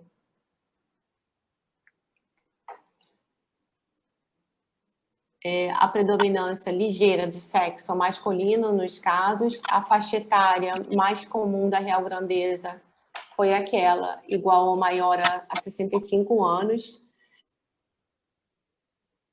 Temos, se separarmos por patrocinadoras, a gente tem um predomínio, né, do número de casos na população do Plames, por conta do tipo de plano e por conta da faixa etária, mais uma vez, né?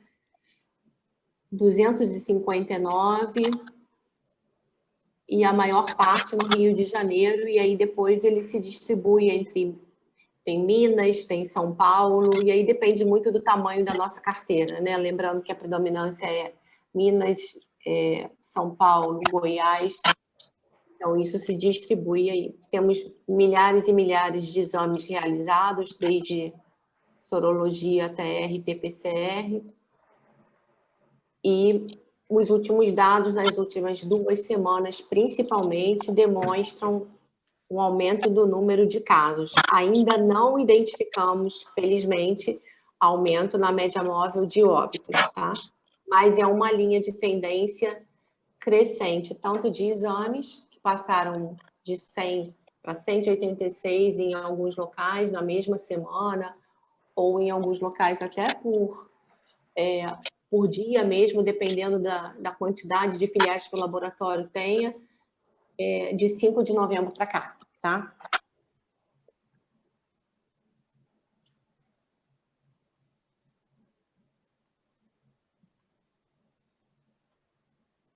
Ok. O Nilton Guzmão agora pergunta o seguinte: moro em Belo Horizonte, posso fazer o teste rápido em farmácia? Não sei o custo. Isso depois solicitar o reembolso para a Rio Grande? Não há reembolso previsto para o teste rápido. Ele não é um exame, né, considerado um exame laboratorial. O custo dele realmente não saberia estimar, mas a princípio não é um custo alto. Ele pode ser adquirido em farmácia e ele não é um exame regulado, ele não faz parte do rol de exames. Ok. Agora o Jorge Luiz Montesano pergunta se temos um comparativo das mortes por Covid com doenças cardíacas. Um comparativo.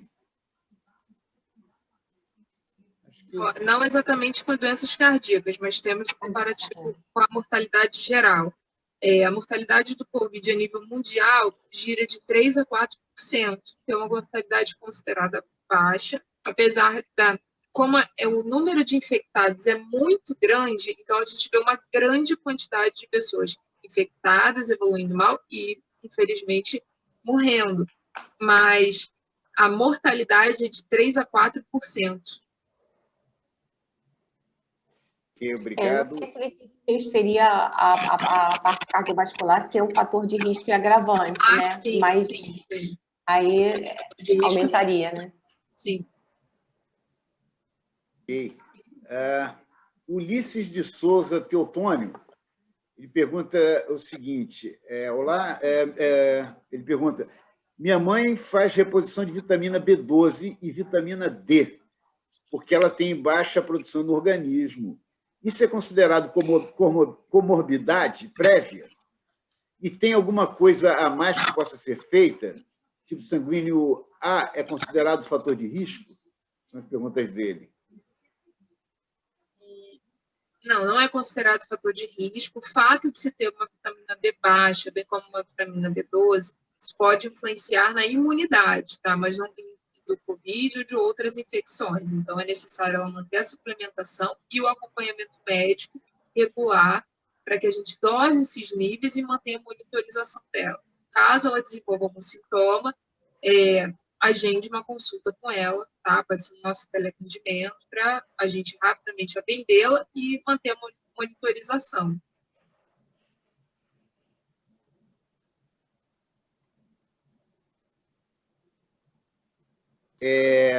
Agora a pergunta de Leonel Lois. Qual o tratamento precoce mais indicado? Ou melhor, poderia indicar os medicamentos... Qual o tratamento precoce mais indicado? Ou melhor, poderia indicar os medicamentos mais usuais que são utilizados no tratamento precoce? Certo. Então, como eu falei mais cedo na live, que a gente divide pacientes leves, moderados a graves. Para os pacientes leves, que a maioria da população são pessoas que não vão precisar de internação, nós só fazemos sintomáticos, tá? Medicação precoce é dipirona, paracetamol, para alívio da dor, medicação para enjoo, bromoprida, Dramin, Ronal, medicações para tosse, antialérgicos, xaropes, todas essas medicações podem ser usadas, lógico. Tem que passar por uma consulta para que a gente avalie casos de alergia, interação medicamentosa, comorbidade, para a gente prescreva, né, o que for mais adequado. Isso para os casos leves. Para os casos internados, nós fazemos uso do corticoide com antibióticos também, evitando rastreando, né, se for o caso, entrando com o espectro, se a pessoa tiver alguma, pela baixa da imunidade, alguma infecção bacteriana associada. E nos Estados Unidos também faz uso do Remdesivir para os casos graves, tá? Para casos leves a gente não faz, não mostrou benefício nem do corticoide, nem do Remdesivir, nem de nenhum antibiótico, tá? São só medicações que nós chamamos de sintomáticos, são para alívio dos sintomas. Ok. Temos aqui agora uma pergunta do Paulo Salles Lobo, estamos terminando. Durante a evolução da doença, algum momento crítico após a infecção?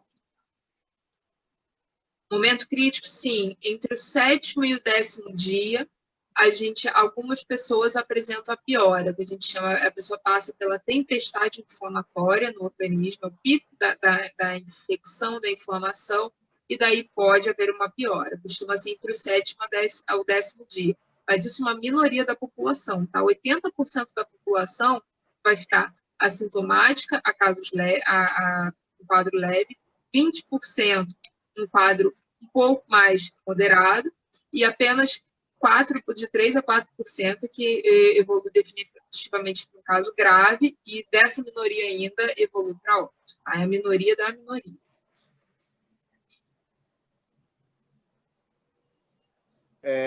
Ok. A Aline Porto volta para perguntar agora o seguinte: um pet pode transmitir o Covid para o humano?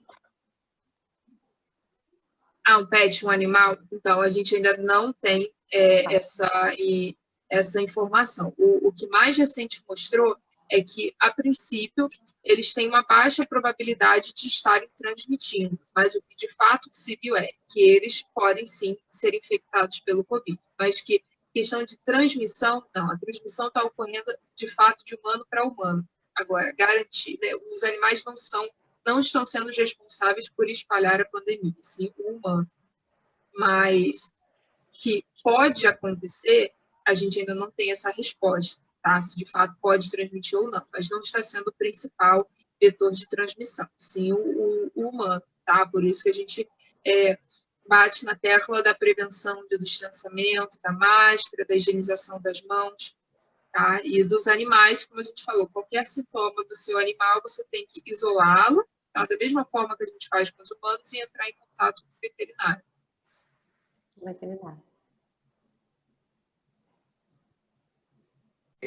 Surgiu mais uma pergunta aqui. O paciente oncológico, a pergunta de Jorge Luiz Montesano. O paciente oncológico, ainda que após a quimioterapia esteja com a doença curada, ele é considerado de risco?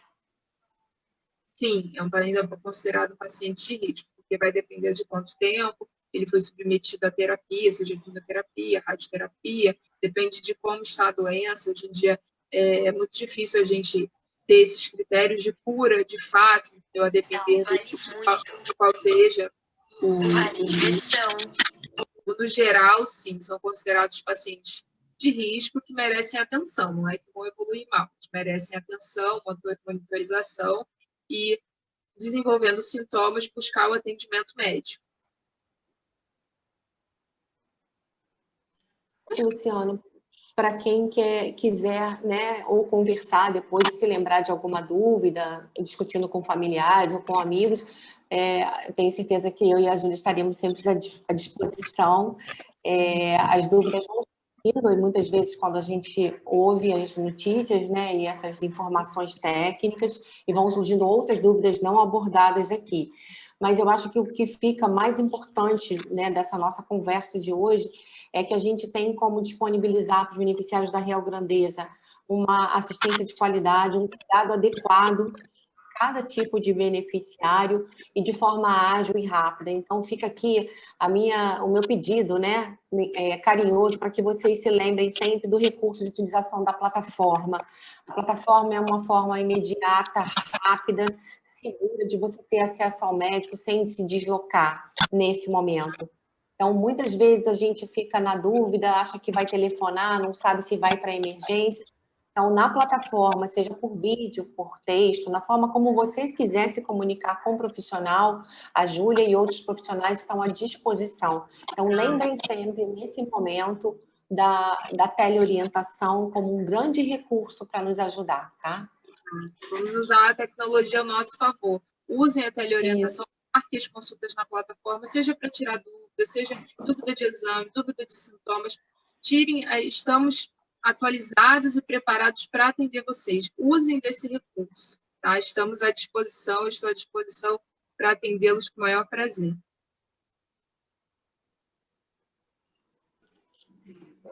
Ok, muito obrigado.